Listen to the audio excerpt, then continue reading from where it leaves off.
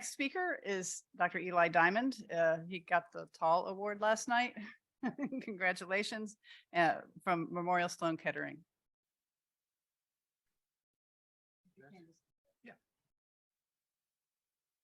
Good morning. I look forward to this event every year, so it's nice to be here with all of you. So I'm going to talk about the sort of kind of the real world balancing act of treating ECD and navigating side effects. So by way of overview, I'm going to sort of situate us to where we stand with targeting therapies and try to flesh out what that balancing act is. Get into a little bit of nitty gritty of BRAF inhibitors, nitty gritty of MEK inhibitors on the other hand, and then I'll philosophize a bit about sort of how the way that I think about targeted therapy treatment. So this is these are pictures of patients who were treated on the vemurafenib study way back when with high dose vemurafenib. And so what you see is this is, a huge tumor in the brain that resolved. This sort of orange halo around the kidneys resolved, and then these are absolutely massive tumors in the chest wall that resolved. So, this is, vemurafenib, the BRAF inhibitors are these really, really powerful off switches for ECD that have a BRAF mutation.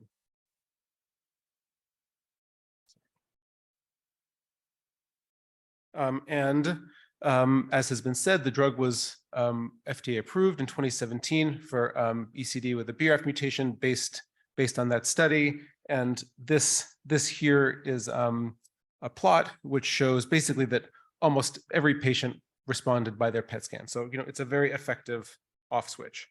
And dabrafenib or tafamidar is an alternative BRAF inhibitor. These are pictures from a study that we did with dabrafenib, showing something similar, which is that tumors in the lung go away, in the bones, and in the brain, with a BRAF inhibitor if you give people enough of it. However, these drugs have side effects. They can be tough. I'm going to get into the details of them a bit more, but from the 30,000-foot view, that they cause fatigue, they cause joint pains, tendon problems, all kinds of different skin issues, tendon problems that can cause deformities, impairment of the kidney and the liver. And, if you think back to those images I showed you from the vemurafenib study, the price paid was that a third, as Jitma mentioned, a third of the patients in that study not had to lower their dose, but had to stop the treatment entirely because of side effects. And that was, the drugs can only help if you take them. So if people if a third are stopping because of toxicity or intolerance, then that's a major challenge. I'll note that in that trial, there was a very rigid dosing scheme because it was a child of a larger parent study that had a rigid dosing scheme, and that was certainly relevant. MEK inhibitors. This was one of our first patients treated with the MEK inhibitor. This is all sort of tumor lining the brain, which disappeared on a MEK inhibitor, and this is a tumor in the sacrum, in the pelvis, which disappeared. And so we've been treating patients with MEK inhibitors, starting the French group and us going back to 2015, 2016, with cobimetinib and trametinib. And as has been mentioned, this also led to FDA approval of this drug in late 2022. But these have their issues as well. Also fatigue, also a host of skin problems, albeit differently from the BRAF inhibitors, lots of gastrointestinal symptoms, possibility for eye problems and heart problems. By contrast to the vemurafenib study, which had this very rigid dosing scheme that I mentioned, the cobimetinib trial by design had a very flexible dosing scheme, and only 2 of the 36 patients in that study discontinued because of side effects. So it's an illustration that a flexible sort of adapted dosing scheme to the patient can allow people to stay on more than a sort of a rigid conventional dosing scheme. So, and then the other kind of cross current to all of this is the fact that, ECD and histiocytic disorders frequently affect the brain, and that drugs that exist currently, vemurafenib, cobimetinib, the current targeted therapies, don't enter the brain particularly well. And so this is an example. If you look here, this is a tumor in the pituitary of someone who, this is prior to treatment with vemurafenib. And then on high-dose vemurafenib, you see that this disappears. That's wonderful. But then in the real world, the patient ends up on a very low dose of vemurafenib because of intolerance. And then you have the tumor coming back. And so this isn't the tumor outsmarting the BRAF inhibitor, it's the BRAF inhibitor simply not getting into the brain enough. And similarly, this is a normal brain for someone who was before they started vemurafenib. And then this here is sort of a slow emergence of ECD while taking low-dose vemurafenib. So that is sort of one of the cross-current questions. And then the third issue is what happens if you stop. This has been talked about as well, but this here is a very complicated diagram, and it's each horizontal bar is a patient, and the midpoint is when a person stopped targeted therapy. So you have their trajectory before and you have their trajectory after, and every red triangle is when a patient relapsed, when their disease came back after stopping targeted treatment. And then on the left is their ECD mutation. So, in my experience over the last few years, 20 histiocytosis patients have stopped targeted treatment for one reason or another, whether it was intolerance or whether it was losing access or because we decided to see what happens. And in this group, 15 of the 20 subsequently had their disease reactivate, and a small number did not. And as it turns out, this sort of recapitulated what Julian found in his French group, that BRAF mutated patients pretty much invariably relapse if you give it long enough and you stop treatment entirely. And there may be a small number of other patients with other mutations who may be able to come off treatment for longer periods of time, although that population has not been well defined. So I would say the juggling act is that we want to achieve disease control, and then how do you define that? Is it by your PET? Is it by your organs functioning well? Is it by control of symptoms? Some combination of these side effects on the other hand, and then also trying to achieve enough dosing to treat the brain at the same time. And those are the competing interests, so to speak. So I would say I'll have a couple overall philosophy type slides. So, in general, the severity of a side effect is a function of the dose being taken. And some side effects, they will resolve if you adjust the dose. Some will improve but not resolve. And then some resolve over time. And they may resolve over time even if you don't intervene on the dose, but some will resolve over time entirely. I have found that reducing the dose of targeted treatment is enough to make a side effect resolve or be manageable in some patients. Whereas in other patients, instead of actually reducing the dose, I keep the dose the same, but give it in an intermittent fashion, on and off. And I always joke with my patients that it's kind of voodoo, that I sort of look and decide whether it's going to be reduced or intermittent, but that's not really the way to do things. It should be studied more formally. I have some ideas about that, but so I think that those are two different approaches, whether it's reducing a dose or making it intermittent. And I really try to treat the patient and not the scan. In other words, not pummeling people with medication to make their scan look better. So I think that's just an important overview. Both BRAF and the MEK inhibitors cause fatigue. I consider leaving this slide blank because, it's really, really hard to have anything constructive to say about fatigue. It's just such a difficult symptom.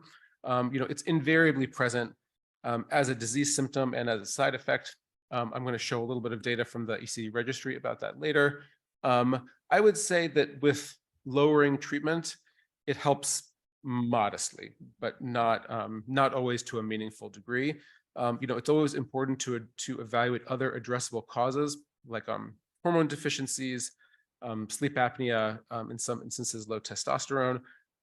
I've had some success in some people giving stimulants, things like Ritalin or Adderall or modafinil. I don't think that it's not a home run, but sometimes they can make people's energy from a B to a B plus, which is not nothing. And then non-pharmacologic interventions, things like exercise, sort of meditation, mindfulness, those have far more evidence for fatigue and cancer than any drug ever will. So those are always things that need to not occupy a blind spot. I think that joint and tendon issues are very common and underappreciated with BRAF inhibitors specifically. They can be kind of an acute side effect, which is when people start, they feel kind of diffusely horrible all over, or in the hips and the knees. And that can sometimes respond to anti-inflammatories like naproxen, ibuprofen, occasionally a little bit of steroid like prednisone, or I think there's something else that happens, which is people who are on the BRAF inhibitors for quite some time, and then, like a year later start having this like really, sort of impossible shoulder problem where they can't put their hand behind their back. And that seems to be, in my mind, like a rotator cuff kind of tendon problem from the drug. And that's the kind of thing you need to recognize and get on top of, because it seems to sort of pass a tipping point where it's very difficult to manage. So that can respond to dose reduction or interruption. Although I think in some people, it ends up being the reason to change treatment entirely, because that shoulder issue is just kind of insurmountable. Someone could probably give an entire talk on BRAF inhibitors on the skin. It's extremely common, and there's just a variety of different ways that the drugs can affect the skin. It's probably, about a quarter of vemurafenib patients. And I rely heavily on dermatologists. There's various kinds of topical and even oral treatments that can help for this. Dose reduction definitely does help. And giving a MEK inhibitor in combination with the BRAF inhibitor definitely decreases the frequency of skin toxicity. And so frequent skin toxicity is a reason in and of itself to add a low dose of a MEK inhibitor, even if someone's disease is well controlled. This is from my colleague, Jasmine Francis, who has done a great deal of work on the ways that these drugs can affect the eyes. These are overall not common, can be various causes of blurred vision. And they can generally be managed with different kinds of treatments to the eye. In general, my approach to BRAF inhibitors is that if someone does not have involvement of their brain, then I tend to give a low dose until they sort of reach their best response. Then if I'm going to back off, I'll maybe make it a little lower, or I'll do something that's intermittent. If someone has brain involvement, then I will generally keep the dose high, because I think that that's what's needed to manage the brain disease. And if I'm going to back off because of side effects, it'll be in an intermittent fashion, as opposed to lowering the dose in a continuous fashion. I always keep a dermatologist on hand, and then I have patients get labs once every month for the first few months, and then space it out. MEK inhibitors, they affect the eye more commonly. About 15% will have some sort of side effect of the retina with blurred vision.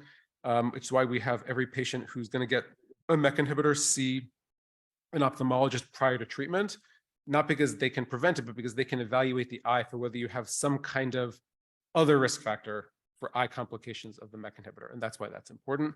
The most serious side effect, which is sort of like a stroke behind the eye, it's an occlusion of the vein, that is vanishingly rare, probably like 1 in 300 patients who take the drug, very uncommon. And many of the other eye complications can be managed such that patients can continue to take them. The MEK inhibitors can be toxic to muscle, all kinds of different muscle, including the heart, which is a big muscle. We follow that by measuring this blood test called the CPK, which is a muscle breakdown product. That number can be high without really necessarily much clinical importance. It has to be sort of considered and evaluated. And then we do periodic ultrasounds of the heart to make sure that the heart does not have a reduced function. And those are both complications that happen more at very high doses of the drugs, and they tend to resolve if you pause the drug or reduce the dose. So they're sort of scary in principle, but don't actually have a permanent footprint ultimately. MEK inhibitors also cause a great deal of skin issues, most commonly an acne-like rash, but also hives, sort of a weird sort of sensitivity of the entire skin with itching. The face and chest is the most common. We can give people like a preventative regimen of some pills and a cream. Many people in your position, the last thing they want is another pill, so they want to see if it comes up and then they take the pill after. I think both approaches is fine. Dermatologists can really help with this. All kinds of GI symptoms are very common.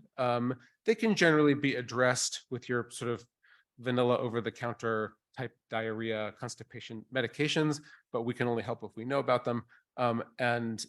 These are all things that generally improve with lower dose.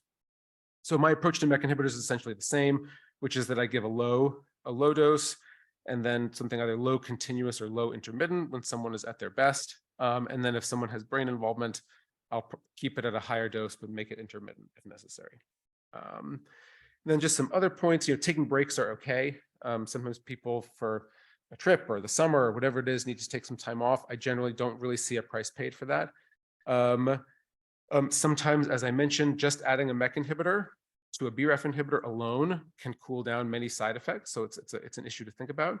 A reminder that the MEK inhibitor, while it's sort of discussed for BRAF negative ECD, is actually, it is approved for all BRAF positive and negative, and BRAF patients, in my opinion, do fine on a MEK inhibitor alone, which is something you can always consider.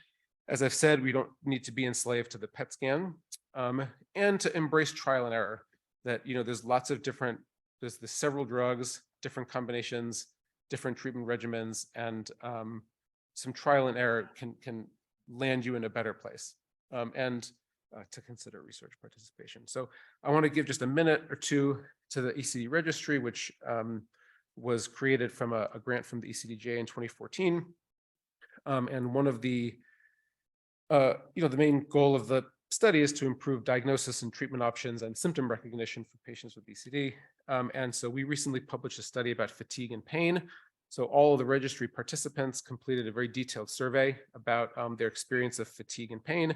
And we looked at what was the frequency of fatigue and pain and whether they were correlated with one another. I've always learned from you guys that fatigue and pain are experienced together. That's actually not really intuitive on the provider end, but it's something that I've heard from you many times. And so what we found was that, I think you will be least surprised by this of anyone, that 3/4 of the participants had moderate to severe fatigue, half had moderate to severe pain, and almost half had both, and that they are very correlated with one another. They tend to co-travel. And interestingly, we looked at employment, and 100% of those who were unemployed had moderate to severe pain. Again, probably not a surprise to you. Just in the interest of time, I'll glaze over this. So we did one-on-one interviews to try to get a real sense of what that experience of fatigue is like, which is very challenging to people, and also what the pain is like. So what we learned, and this is from evaluating symptoms reported by you, is that fatigue and pain are very pervasive, very severe. Unfortunately, in the way that we looked at it, it wasn't really different whether people were on treatment or no treatment. So I'm not sure, and I think you know this, that our treatments are really moving the needle very much on these particular symptoms. So this is a very difficult balancing act. We need you to figure it out. So please consider participating in the registry study as well as in Gaurav's survivorship study. And that's it.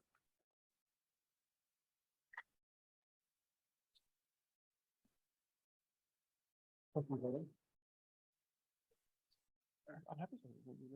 Yeah, go ahead. I can take a question if you want. Susan? Yeah.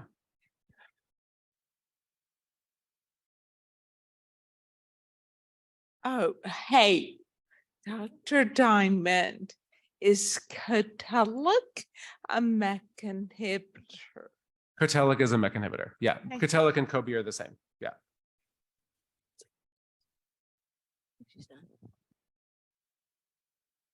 Thank you, Dr. Diamond. I'm Susan Liu, and I'm the essential caregiver and long-suffering family member for Joel Hayashida, the patient from San Francisco. And basically, I have two brief questions, which I think possibly can help everyone in this room. One is that we submit a compassionate care request every year because we can't afford the chemotherapy medications. And with Novartis, it's been very difficult to get the Taflinar and the Kinest, but we've done it every year. However, we are going to submit the compassionate care request for vemurafenib, which is Zelboraf with Genentech, which is more patient-friendly and doctor-friendly. my question, first of all, is that when Joel is on the vemurafenib, he had a high dosage to begin with, and he got the overbody, all the body rash and the pain in his hands and his feet. So the dosage was reduced. So then we also had him go on intermittent dosage. So 1 week off, 1 week on. And the question I have is that with the intermittent dosages, how long can we keep the chemotherapy medication, because we can't afford it, and the medications expire after a certain amount of time because they're prescriptions. And the question is, do we keep him on the vemurafenib even if it's close or past the expiration date for the prescription? Because we can't afford to go out and buy, go out to the, I do not know about that manufacturer question. I'm sorry. okay. Yeah. All right. Probably like 2 weeks is fine, but 2 years is not. And we're in between. I don't know. Well, I'm saying like a month or two. I don't know. I'm sorry. No, okay, all right, okay, thank you. And then second, with regards to what you were saying about taking breaks, like a vacation where you don't need to take the medication to give your body a rest. Is there any concern that the Erdheim-Chester disease, which is a slow growing neoplasm, will start causing tumors when it is during that vacation break time? I mean, the experience is that the time scale of relapse is over months, not weeks. I do have patients who, even in their week off of Cotellic, start to feel terrible. But I think those are the people who don't want to take the break because they're going to feel worse, but, in general, there doesn't seem to be anything that happens in a relapse that you can't regain the ground, if it's relatively short. Okay, thank you, Dr. Eli. Thank you. One more question, Dr. Diamond. Jeff Luttrell. I'm Holly Luttrell's, well, I'm not a good caregiver, but I'm a caregiver.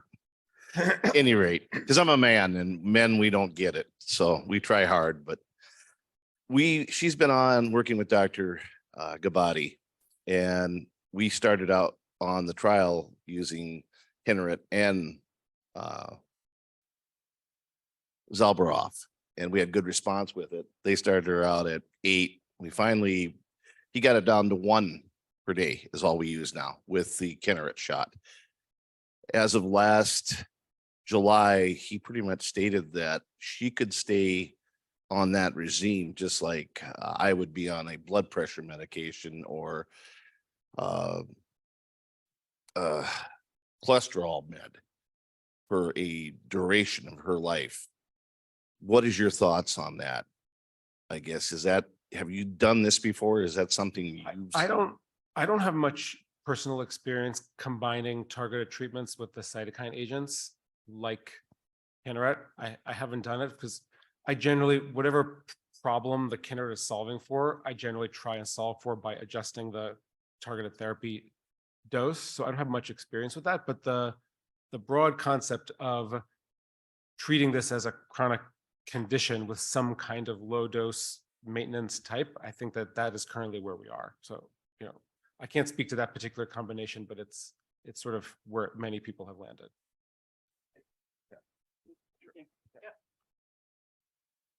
Thank you.